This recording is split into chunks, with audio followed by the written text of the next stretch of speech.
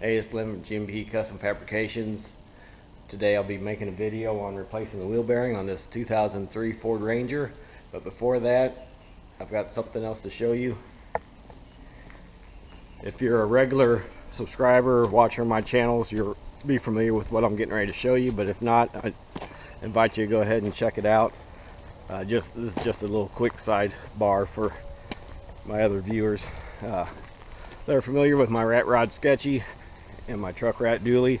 This past weekend went to Wrench Fest in St. Louis, and I towed the sketchy, that's rat dually, and I actually towed it there. It was about a 90-mile trip, and it did fine. It did awesome. It was a rat rod slash car show. I had a really good time. I want to thank Throttle America for putting it on, and Jimmy Smooth. And yeah, I had a really good time. Truck did awesome towing. You can see the tow bar sits pretty level, uphill a little bit when the air bags are up, but yeah, it did awesome. Pulled it no problem, stopped it no problem, and I look forward to using it more in the future. I've been not wanting to mess with the trailer. Just it seemed like a lot of hassle, unhooking and hooking it and having to park it somewhere and all that.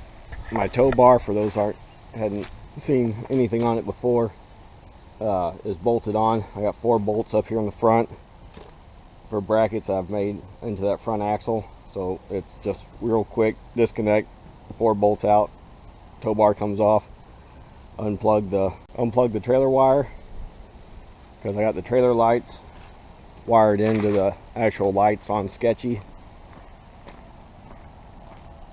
So whenever the truck lights, come on, those come on too, and everything worked good. But yeah, now back to the Ford Ranger. Let's get that done.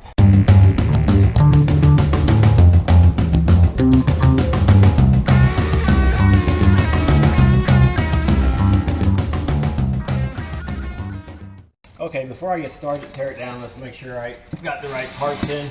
I've been using Rock Auto for a while now, and I've never had any issues other than me ordering the wrong stuff. No, they've been good to deal with, and in fact I wasn't expecting to get this in for a couple more days, so it got here quicker than they had originally said to expect it. As with most Rock Auto shipments, get in the information in case I do need to return it. Refrigerator magnets, and I've got a stack of them, or I guess 2-box magnet. Part number I ordered, what I ordered it for, and if there's an issue, contact information for the return. And sadly, this is the second time I've replaced this wheel bearing, but I'll take total blame for that. And I'll explain later. Let's see what we got here. This looks to be right.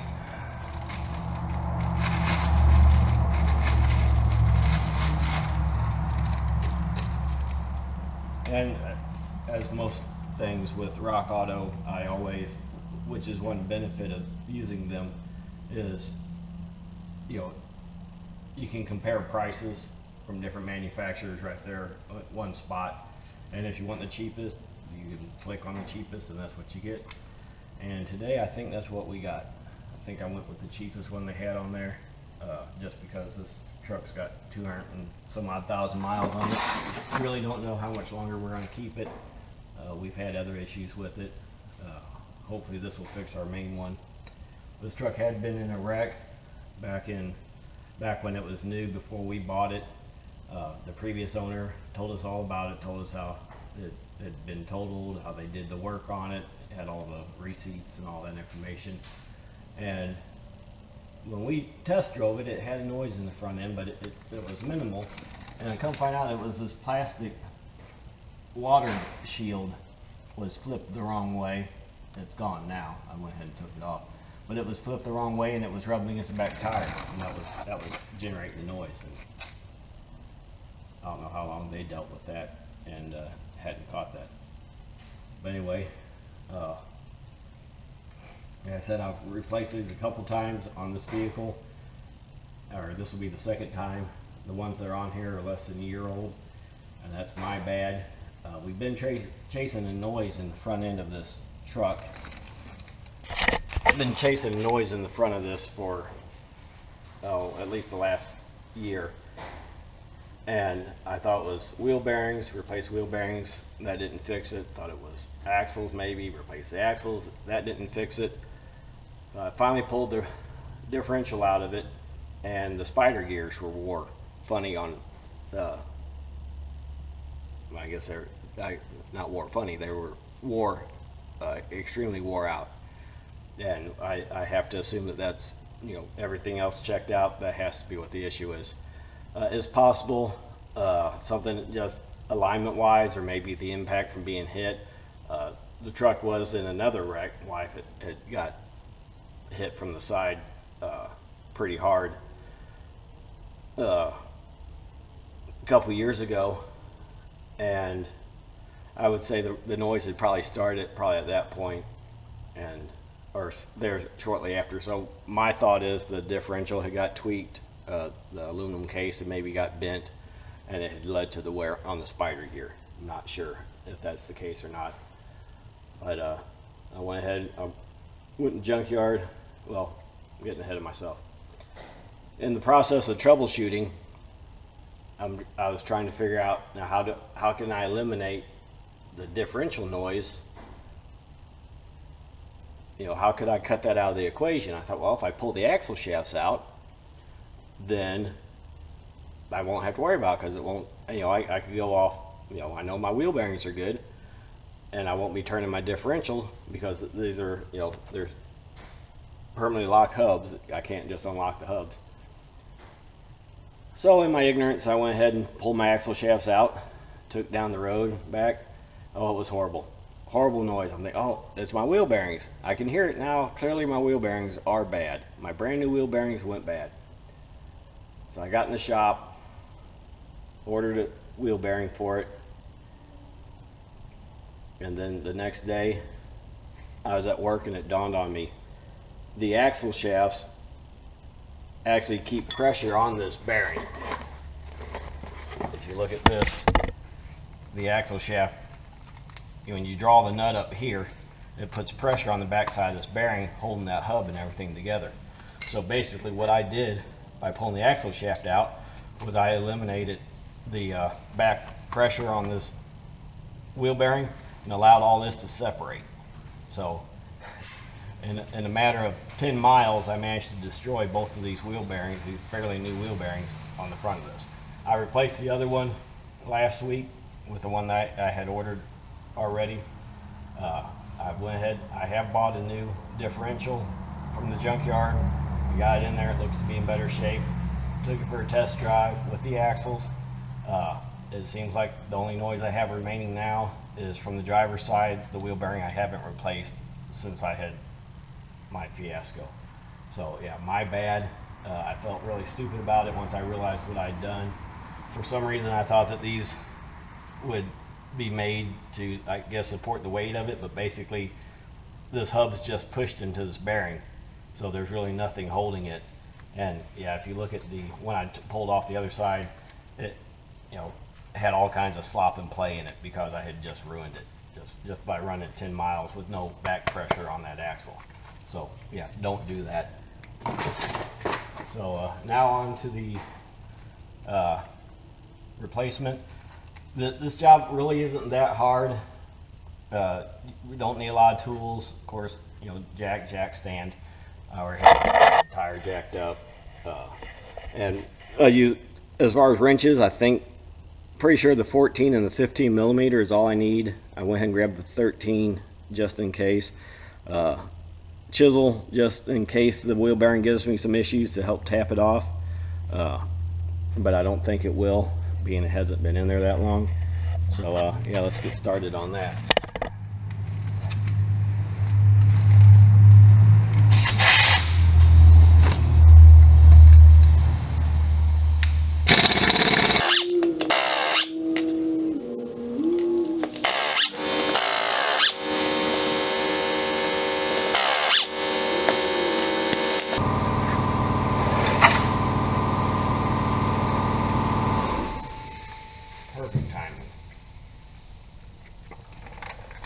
Okay, first thing is we'll be taking the caliber loose. You've got the two bolts here, which are the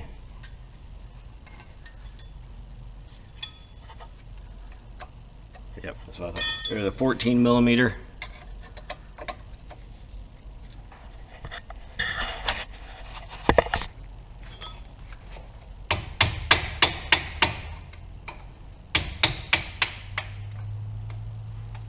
And one down low.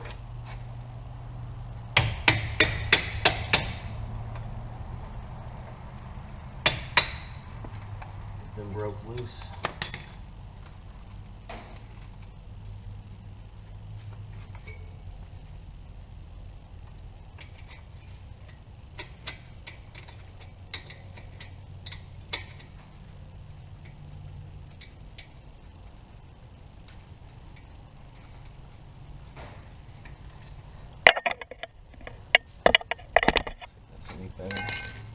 Better aim, not really. How about over here?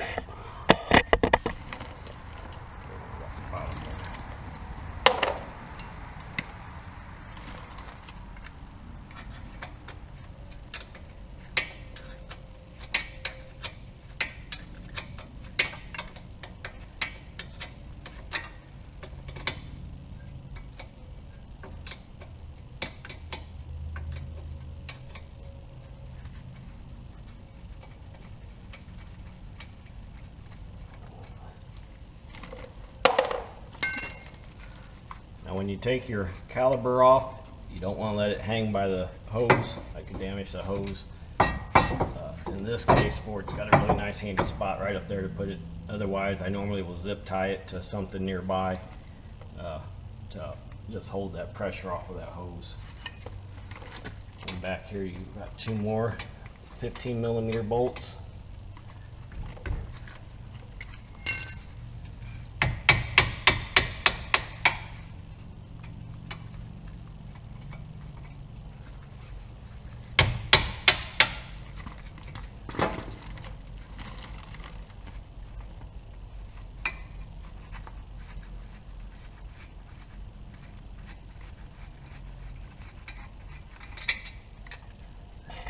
Served over there for this.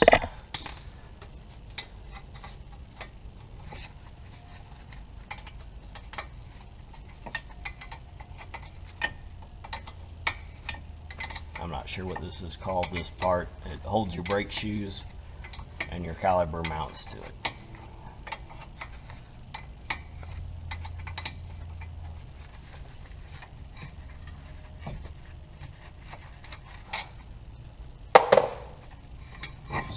Off. Set it to the side. Rubber come on off. Set it to the side. It's not in bad shape. I had it turned recently. And now we get to the actual wheel bearing bolts. We have 3 of those. And there's also a anti-lock cable that we'll have to deal with, but I don't think we'll have to take anything off to get to it.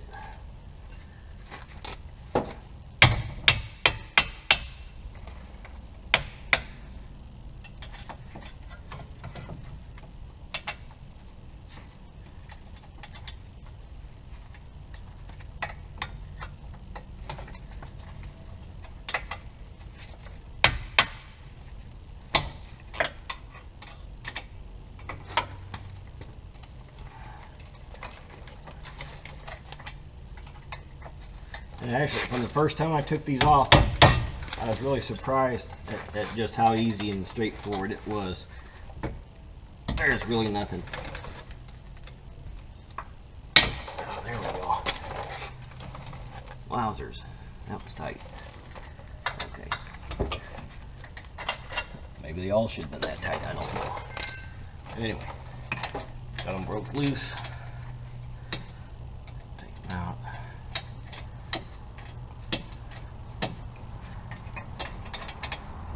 An air ratchet would be fine for this, but these are actually coming out by hand for the most part.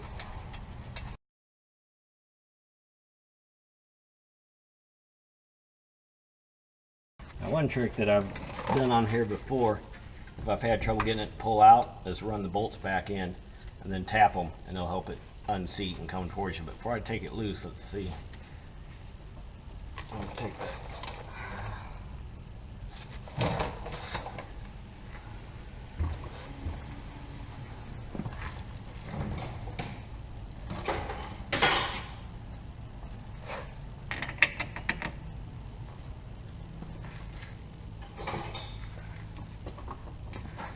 Take the axle nut out.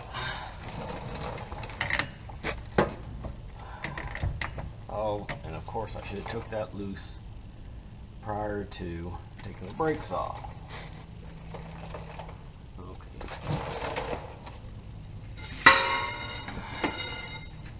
Well, what I'll do in this case, I'll go ahead and hit it with the impact wrench, knock it off. Now, you don't want to use the impact wrench when you're assembling it. I've seen it done. I've seen boxes that warned against me doing it. On something like this, because you are putting pressure on that bearing, I think probably going with manufactured recommended torque would be best. Taking it loose, it doesn't matter if you use impact wrench, but so that's what we got for play on the bearing now. Really don't feel bad. It's hard to tell because I'm feeling the differential movement in there too, but I think I'm hearing some play that shouldn't be there. Yeah, that's what I'm telling myself. There's play that shouldn't be there, so this has to come out. And put a couple of these back in to tap on the back side. Still fit.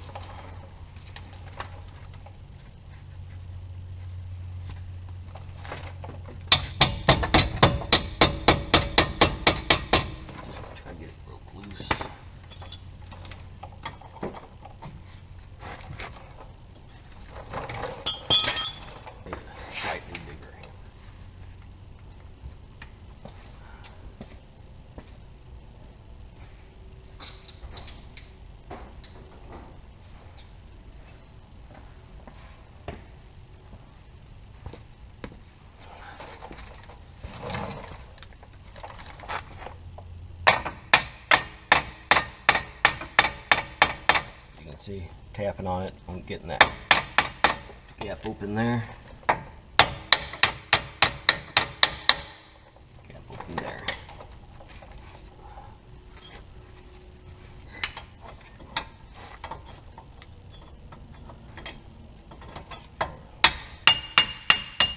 Of course, this being junk that's being replaced, it doesn't hurt that I beat on that bearing or beat on that hub.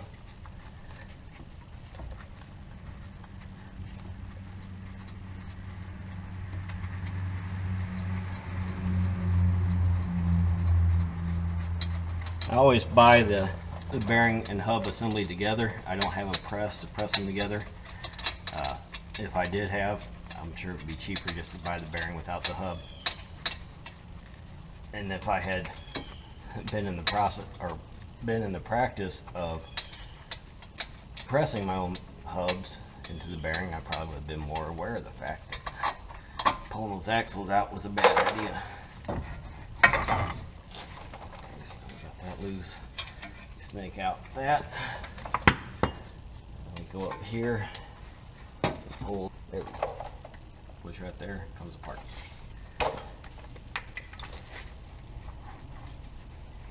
Yeah, you hear that?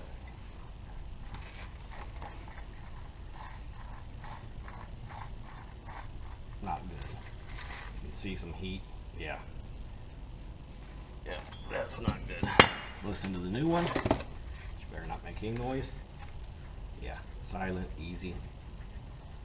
Yeah, that was bad. That was making noise. Okay, so now we'll go ahead and cut the zip tie off of the new brake anti-lock sensor. Get it out of the way. Sneak it back behind the heat or the shield, whatever it's for. Slide the axle back down.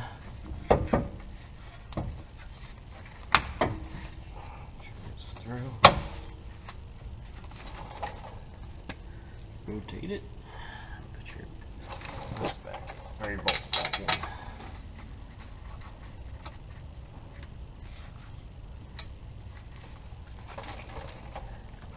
I'm not using a Shilton's manual or a Ford service manual, so I may be skipping steps recommended by the manufacturer as far as possibly putting Loctite on these or actual torque ratings on these.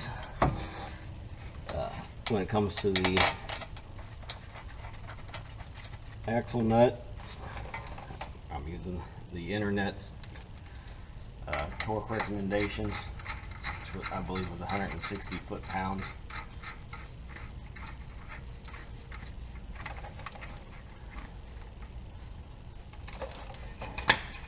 And since I don't want to do this again, I'll make sure I get at least that on it.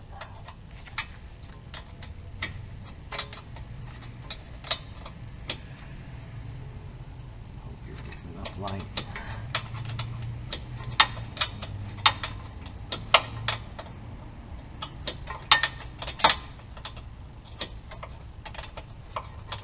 It'll take me about 2 seconds to grab a 15mm ratchet. I think one reason why I didn't go for the ratchet right away is because you're kind of limited on space back here. But yeah, that'll work.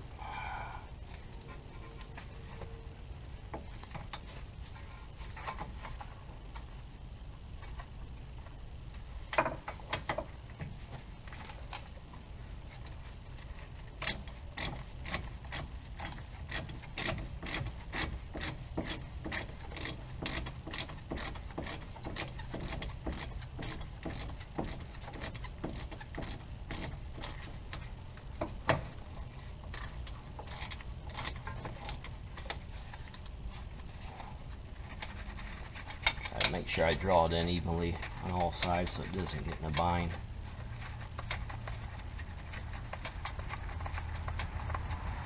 Saw that one start to draw down, otherwise the other ones weren't even touching it.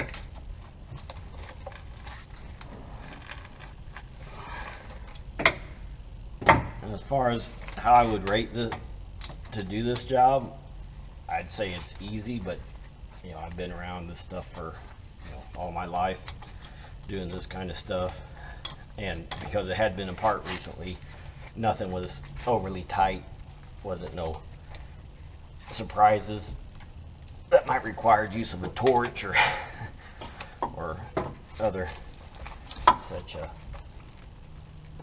items. So yeah, it's pretty straightforward, in my opinion anyway. The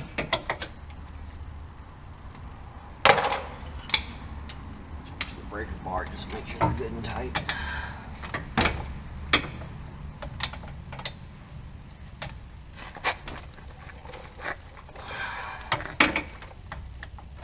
A little torquing.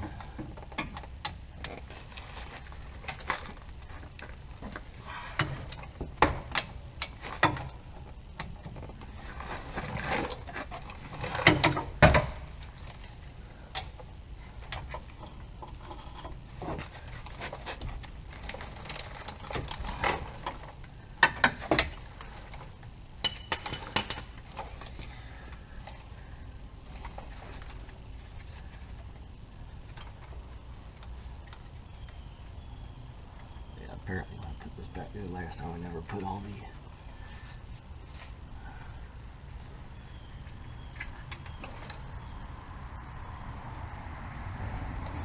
clips in the right place for the anti-lock brake sensor. See, I only had one hole that was slotted. I used it. Now I got 2 more slotted ones that don't go anywhere. And there should have been a bolt on the back of this to hold this in place, which I think I broke. Yeah, I'm feeling broke it last time, so it's not going on. Let's snap it back up here.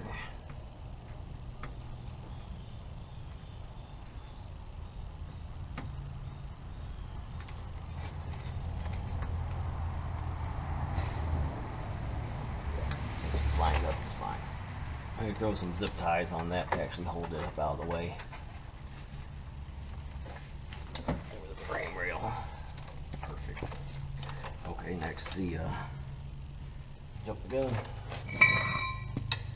Edge that out. Okay. Next we're putting on the rotor. And you could go ahead and run some nuts on there to hold that in place while you're, so it doesn't fight you on the brakes. Let's throw one. The factory would have clips on it. This probably had clips the first time I did it, and they're a pain to get off. And then usually destroy them taking them off. They're just little flat washer looking things with little fingers to it that holds it on.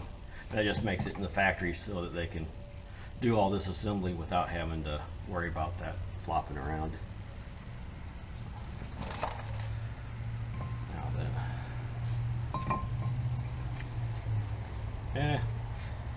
if I can watch my videos, I keep doing shit backwards.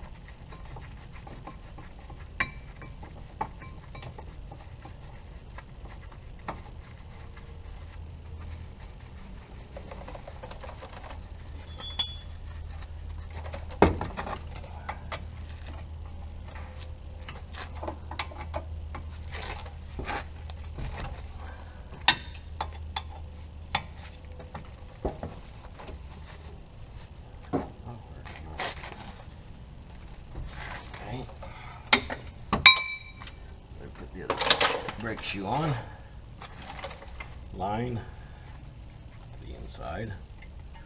If you don't have a line, then you probably should get new brake shoes. I still had the grease on the slide part here from the last time I did the brakes, otherwise I'd apply new grease to it. And we've got the caliper. Any luck, I won't have to compress the, it's going right back on. Anything to keep from having to run those pads back in is a good thing, or the pistons, because when you push the piston back in, it forces the fluid back in, and then first time you go to use them, you got a soft pedal, then it takes a while sometimes for them to get back to where they was at. Whereas if you can just get by leave them alone, then sometimes that works out better. These can be a little difficult to get lined up. For one thing, what they're going into here slides back and forth and wrinkles.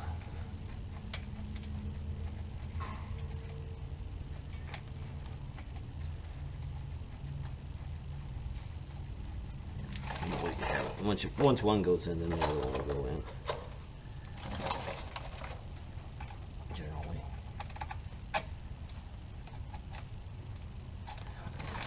Is the right bolt.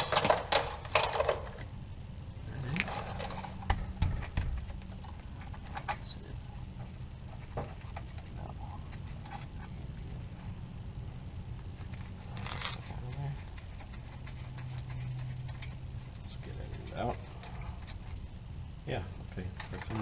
one seems small. I want to put it in there. Start right up.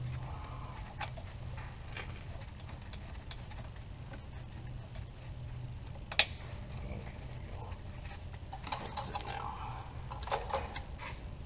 14. I'm just going to use wrenches on this. I'm not going to mess with sockets. Just speed through this and it will be just like I used to ratchet.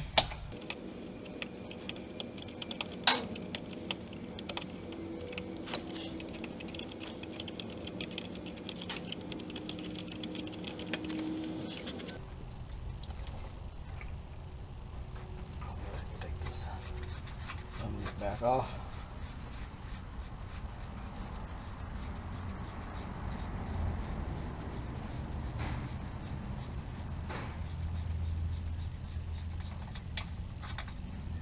In theory, I could pop the center cap off of the wheel, put the wheel back on, put the socket through, set the weight down on the truck so that it doesn't move, and be able to retorque the nut without turning. But another solution is to stick a screwdriver down into the fins, which will block it.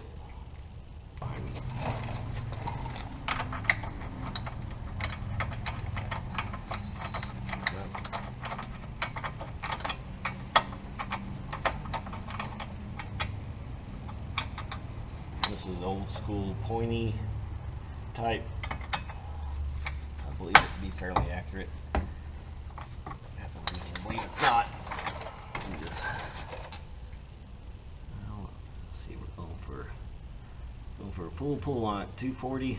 It's the highest it goes. Set as it needs to be. And that's it. Only thing left to do now is put the wheel back on, and that's how you replace a wheel bearing on a 2003 Ford Ranger. I believe all this is pretty much the same for like a 99 through 2007. Some of the auto locking hubs might complicate this part and make this different. I couldn't tell you. I had one of those other than the vehicle I pulled this front differential out of. Had some kind of locking hub things, made it a pain to get the axles out. I destroyed them because I didn't care. I wasn't using any of that. I'm not sure the proper way to take them apart and put them back together, but I'm sure somewhere out in the world of YouTube there's a video on that. So I'm going to wrap that up there. This is Glenn for GMP Custom Fabrications, living the dream till the freaking phone rings. Thanks for watching.